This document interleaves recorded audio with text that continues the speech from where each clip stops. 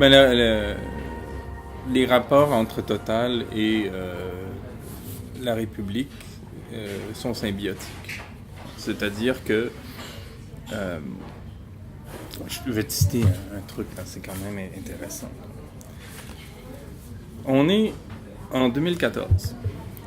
Patrick Pouyanné rencontre Vladimir Poutine quelques temps seulement après le décès de Christophe de Margerie sur une piste de décollage d'un aéroport de Moscou qui lui a valu la mort. Il y a un communiqué de presse qui est issu de cette rencontre-là. La rencontre a lieu sous la forme d'un tête-à-tête, exactement comme deux chefs d'État se rencontrent. Et c'est pas pour rien, c'est parce que ce sont deux pouvoirs qui se rencontrent. Et on n'est plus à l'ère des...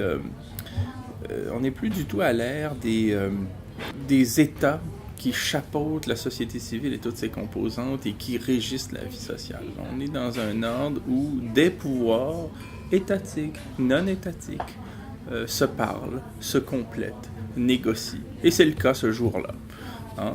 Patrick Pouyanné rencontre Poutine en tête-à-tête dans un cadre tout à fait officiel où des pouvoirs discutent par la voix de leurs dirigeants. Et un communiqué de presse est émis. Et on lit ceci, c'est une citation de Patrick Pouyanné dans le communiqué de presse qui dit « Même si Total est une société privée, c'est la plus grande entreprise française et elle représente d'une certaine manière le pays lui-même. » Bon, c'est écrit dans un très mauvais français, mais il faudra s'y habituer quand on s'intéresse à la glose de Total. Il y a là une ingérence diplomatique, où on dit, au fond, nous, quand on parle, c'est la France qu'on représente. Mais c'est même pas suffisamment... Déjà, ça traduit une sorte de fusion entre l'État et Total, qui se vérifiera aussi dans le phénomène des portes tournantes.